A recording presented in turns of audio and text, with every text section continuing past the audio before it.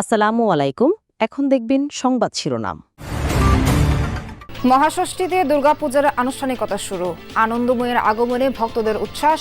পুরাণ মতে 10 হাতে সজ্জিত অস্ত্রে অপশক্তির বিনাশ করেছিলেন দেবী। টাঙ্গাইলে মূল পাইপলাইন ফেটে শহরে আবাসিক ও কারখানায় গ্যাস সরবরাহ বন্ধ। বিদ্যুৎ বিচ্ছিন্ন 3 উপজেলা, শুরু হয়নি মেরামত কাজ। মেহেরপুরের গাংনীতে অ্যানথ্রাক্স আতঙ্ক। 8 মাসে 450 রোগী শনাক্ত। অসুস্থ পশু জবাই ও বিক্রি ঠেকাতে নেই পদক্ষেপ। রাজশাহী সহ উত্তরের 3 জেলায় তৃতীয় দিনের মতো দূরপাল্লার বাস চলাচল বন্ধ। শেরপুরে বেহাল সড়কে ভোগান্তিতে 7 গ্রামের মানুষ। কাঞ্চনজঙ্ঘার অপরূপ সৌন্দর্য অবগাহনে পঞ্চগড়ে পর্যটকদের ভিড়। সুযোগ সুবিধা নিশ্চিতের আশ্বাস প্রশাসনের। আসসালামু আলাইকুম। এতক্ষণ দেখছিলেন সংবাদ শিরোনাম, এখন দেখবেন বিস্তারিত। বোধন শেষে ষষ্ঠী পূজার মধ্য দিয়ে আনুষ্ঠানিকভাবে শুরু হয়েছে সনাতন ধর্মাবলম্বীদের সবচেয়ে বড় উৎসব শারদীয় দুর্গাপূজা। দেবী দুর্গার আগমনে উচ্ছ্বসিত ভক্তরা। আনন্দময়ীর আগমনী গানে মুখর চারদিক। আগামীকাল মহাসপ্তমীর সকালে চক্ষুদানের মধ্য দিয়ে প্রাণ প্রতিষ্ঠা হবে ত্রিনয়নী দেবীর প্রতিমায়। শারদ প্রভাত, আকাশে সাদা মেঘের ভেলা আর বাতাসে উৎসবের সুর। মহাষষ্ঠীতে দেবী দুর্গার আগমনে মণ্ডপে মণ্ডপে আনন্দ আর ভক্তির মেলবন্ধন। ষষ্ঠী পূজার মূল আকর্ষণ মহামায়ার বোধন।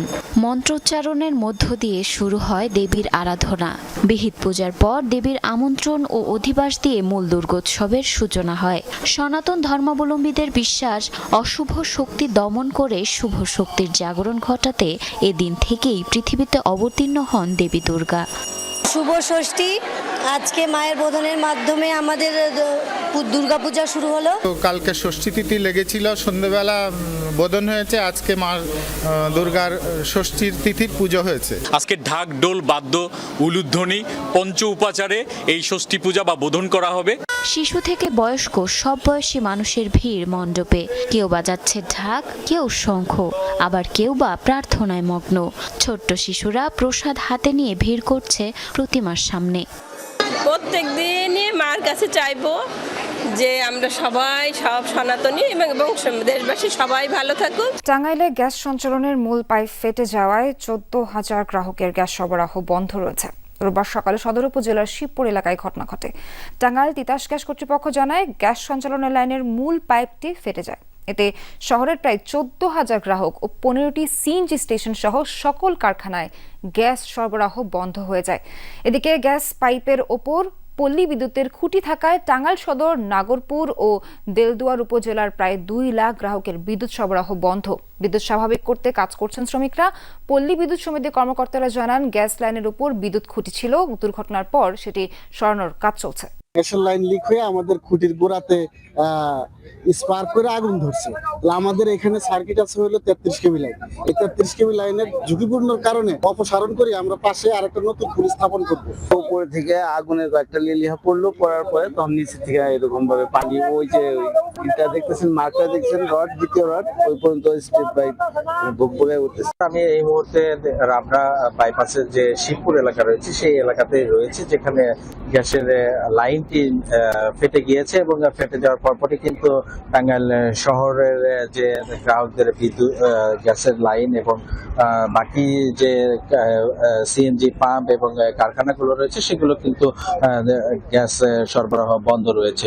আরেকটি বিষয় জানিয়ে রাখি যে আমি টাঙ্গাইলের চন্দ্রারের যিনি সহকারী প্রকৌশলী আব্দুল আলিম, তার সাথে কথা বলেছি। তিনি এখানে উপস্থিত হয়েছিলেন গ্যাসের প্রকৌশলী। তিনি জানিয়েছেন যে টাঙ্গাইল শহরে যে গ্যাসের সরবরাহ সেটি তারা বাইপাস করে দেওয়ার চেষ্টা করছে। মেহেরপুরের গাংনীতে উদ্বেগজনক হারে বাড়ছে অ্যানথ্রাক্স রোগীর সংখ্যা।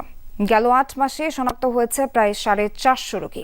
স্থানীয়দের অভিযোগ, অসুস্থ পশুকে নিয়ে সংশ্লিষ্টদের নেই কার্যকরী পদক্ষেপ আর ভ্যাকসিন কার্যক্রম সঠিকভাবে পরিচালনা না করার পেছনে জনবল সংকটকে দায়ী করছেন উপজেলা প্রাণী সম্পদ কর্মকর্তা। মেহেরপুর গাংনীর বেদবাড়িয়া গ্রামের কামরুল সালেহা দম্পতি সম্প্রতি নিজেদের পোষা ছাগল অসুস্থ হলে জবাই করেন তারা। মাংস কাটার সময় কাকতালীয়ভাবে দুজনেরই দুটি আঙুলের কিছু অংশ কেটে যায়। পরে সেই ক্ষতস্থানে তৈরি হয় ঘা। পল্লী চিকিৎসকের পরামর্শে উন্নতি না হওয়ায় যান সদর হাসপাতালে। সেখানেই জানতে পারেন অ্যানথ্রাক্সে আক্রান্তের কথা।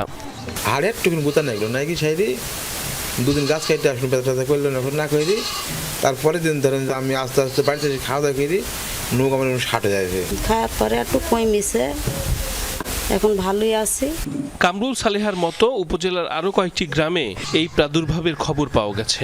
রোগাক্রান্ত পশুর মাংস খাওয়া এবং এর সংস্পর্শে গিয়ে আক্রান্ত হলেও অনেকেই জানেন না এর ভয়াবহতা। স্থানীয়দের অভিযোগ, অসুস্থ পশু জবাই ও বিক্রি বন্ধে কার্যকরী পদক্ষেপ না থাকায় বাড়ছে অ্যানথ্রাক্সে আক্রান্তের সংখ্যা।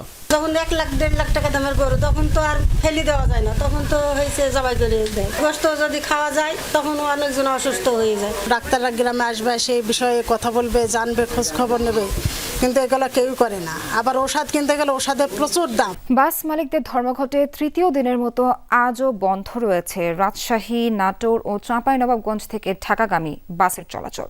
সকাল থেকে সব জেলা থেকে ঢাকা, চট্টগ্রাম সহ বিভিন্ন রুটের দূরপাল্লার কোনো বাস ছেড়ে যায়নি। চরম দুর্ভোগে পড়েছেন যাত্রীরা। ভেঙে ভেঙে গন্তব্যে যাচ্ছেন তারা, গুনতে হচ্ছে বাড়তি ভাড়া।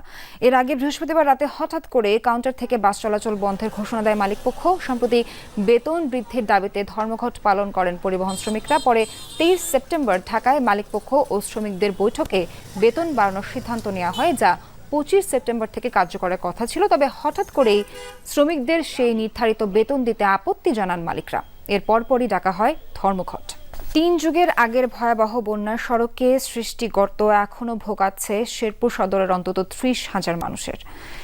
সড়কের মাঝে বিশাল সে গর্ত এখন রূপ নিয়েছে স্থায়ী জলাবদ্ধতায়। এই দীর্ঘদিনেও এই অংশে স্থায়ী সংস্কার বা ব্রিজ নির্মাণ করা হয়নি। ফলাফল জনদুর্ভোগ চরমে।